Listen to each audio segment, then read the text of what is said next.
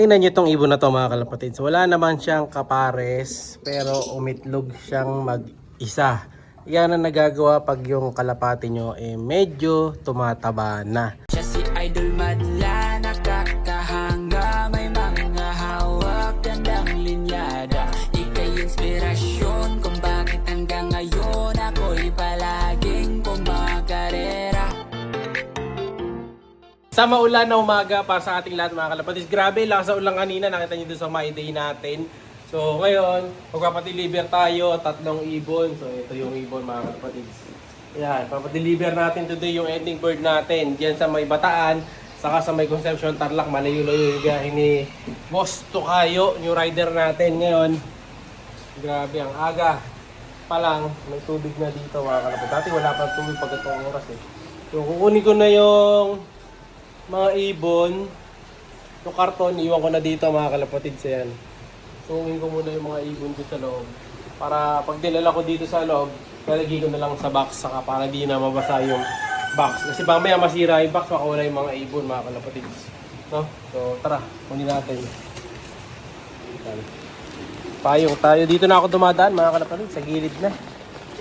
Hindi na dun sa likod. No? Pero ano pa rin tayo dito, syempre. Bota Gaming. Kaya natin yung ilaw. Madilim kasi dito sa stock section. Ayan mga kalapatids. So kahapon, naglinis din ako dito sa ilalim. Kaso nga, may mga parte na tumutulo. So nabasa pa din. Ayan, dito sa ilalim mga kalapatids. So, naglinis na ako dyan kahapon. Pasintabi sa mga kumakain. Kaya puti ang sahig natin dyan. Naglinis na ako kahapon dyan. Wala na yung poops na makapal dyan. Nandito na sa sako. Ayan. Hindi natin matapon sa malayo. Kasi nga, may tubig yung datanan natin mga kalapatids. Siguro babaw ko na lang sa lupa ito. Sakali. Kaso nga, yung babaw na natin lupa, may tubig. Ang hirap. Hirap ng baha mga kalapatids. Hinintay ko na lang ni Sir Rider. Pag ako nagpapakain ng kalapatids, mag-aalas 12 na. Ayan o. Oh. Paano natin lulubog yung mga pups na yun? Ibabaon sa lupa. Kung nilubog na yung lupa natin. Ang hirap mga kalapatids. So magpapatuka muna tayo. Pero kunin ko muna pala yung yung 3 ibon. So yung papadala natin, ito yun. Ayan. Papadala natin yung pula bilang gift bird. Tapos itong blue bar kay Boss Idol. Tapos sino ba kasama niyan? Sino kasama kasi niya isa? Ito yung red check. Yan, ito yung red check. Papadala na rin natin to yung red check. Taken na yan mga kalapatids. Congrats sa mga nagwagi kay Boss Jan Tarok. Congrats. So suki natin yung kaya may isa siyang gift bird yung red check. So papadala natin yung red check na yan na isa kay Boss Yansky ng Bataan. Ayan, ganda ng katawan niya, no? So, di pa kumain to, di pa nagulmusal. Ito yung isa, yung pula. Yan, yung pula mga kalapatids. Yan, Boss Yansky. Ito yung pula. Yan, bigyan muna natin ng tawag dito ng digestive pills kasi babiyahe sila. Mamaya mabasa para safe na rin, no? Tara. Next bird, si Blue Bar, mga kalapatids. Ito, para kay Boss Jan Tarok. Speed bird daw gusto niya. Ito, sakto. Speed bird nakakuha niya. Gender, di ko alam gender nito kung barako. O, ano eh. Ito yan. Idol yan. Yun, no? Ganda to yung Blue Bar. Di ko alam gender, idol, pero parang hen. No, hindi ko sure kung kak. Ayan. Pero para sa akin, para siyang hen. Ganda, laki katawan. So yung isa, nandun yung pula, kunin na rin natin. Ayan, alright. Ito naman yung red check na gift bird ni Boss Idol Jan Tarok. Ayan, bali 2 ibon na matatanggap niya. Siyempre 160 lang yan mga kalapatids. Baka 2 ibon pa siya, may gift bird. Siyempre mabilis magbayad, suki. Ano pa hinihintay nyo? Sali na! Yan, ito, yan yung 3 mga kalapatids. O, dodoble na lang natin ang tape to. Check ko lang baka may basa dito. Ayan, doble lang natin ang tape para di makatakas. Pero nakabalot naman ng tape to. Ayan, pati ilalim. Para walang kalusot. Yung pedigree. Ayan. Tama ba? Tama. Sa Malanga City, Bataan. Alright, thank you Boss Yansky. Patagumpay naman na na-deliver mga kalapatid yung pinadala natin doon sa Tarlac. Yan, maraming salamat kay Boss James Tocayo na ating rider.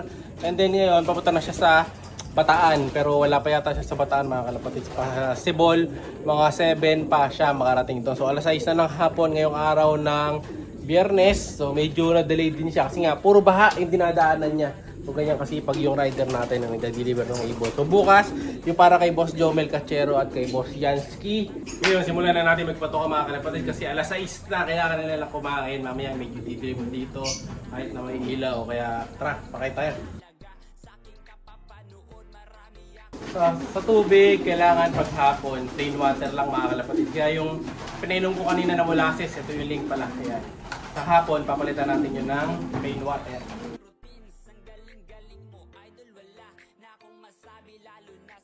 Free flight ng mga kalapate. Siya'y kalapatistang napakagaling na kinakilala. Ipindi mo makumpare dun sa iba. Taglay niyang kakayahan ay kinakabisa.